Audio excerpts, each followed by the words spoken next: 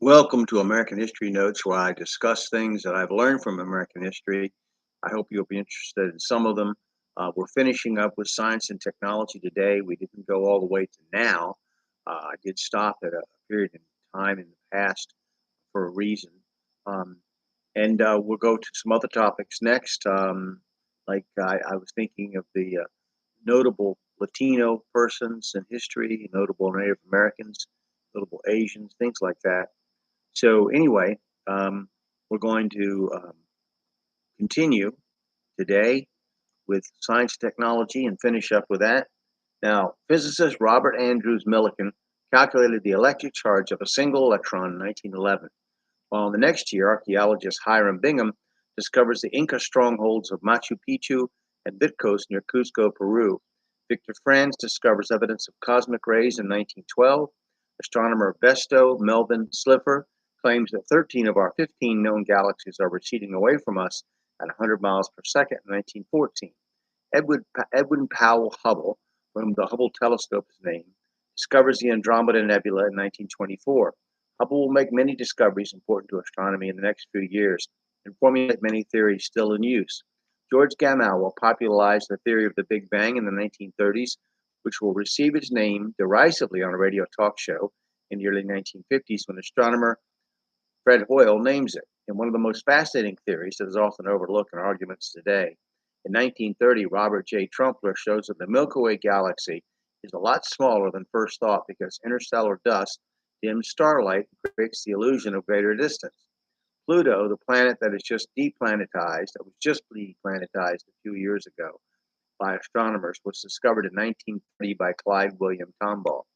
The first automat, operated by Horn and Hardart Baking Company, opens in Philadelphia in 1902, dispensing food from a series of glass-walled compartments that open when money is deposited. In 1903, Henry Ford and 12 inventors found and incorporate the Ford Motor Company in Detroit, Michigan, introducing their first automobile, the Model A. In that same year, the Harley-Davidson motorcycle was developed in Milwaukee, Wisconsin by William Harley and Arthur and Walter Davidson. In 1904, using handcrafted muslin pouches, Thomas Sullivan invents the tea bag. The first all-in-one clothes washer, the Thor, is developed by the Hurley Machine Company in Chicago in 1907. The Maytag washer is introduced in Iowa later same year. Henry Ford introduces the only black Model T, the only in black Model T, which at $850 becomes a nationally best-selling automobile. Steel replaced wood bodies in 1910. C.F. Kettering, owner of the Dayton Engineering Laboratories, Delco, develops the electric self-starter, which will be used in cars and trucks. Eventually, you won't have to crank start your engine, and the Chevrolet Motor Company is founded by W.C. Durant in 1911. In 1913, soap-laden steel wool pads are marketed as Brillo pads by the Brillo Company in that year. Ford will use the assembly line system to build cars, reducing assembly lines from 12 and a half hours to 1.5 hours. We're just throwing a lot of different inventions out here at you that don't connect each other. So just listen to the individual names.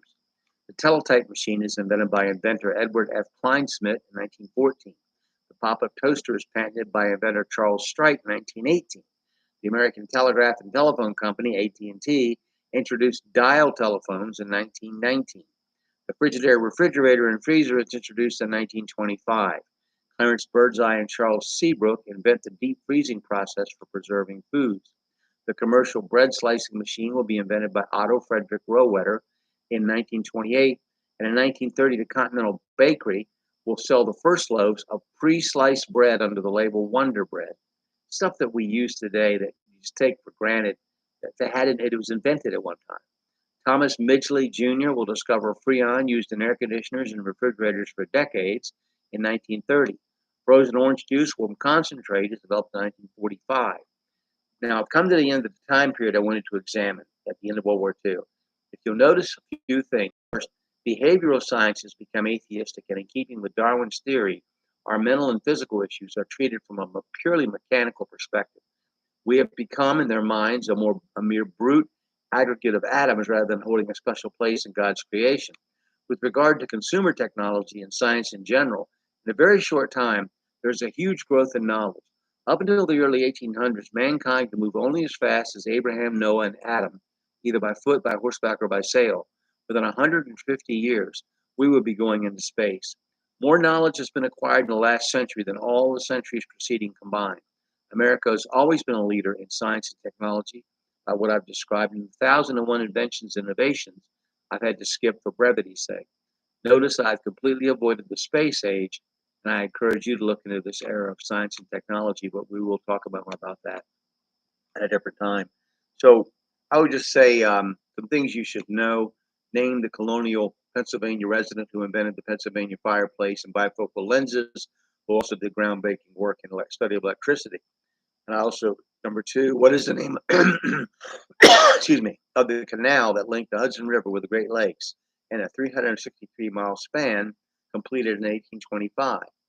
Between 1827 and 1839, what ornithologist and naturalist will publish his ornithology collection, Birds of America, containing more than 1,000 paintings of bird life? Who invented the telephone in 1875 while working on a device to help his deaf students? Who invented the first phonograph, singing and playing back Mary Had a Little Lamb in 1877?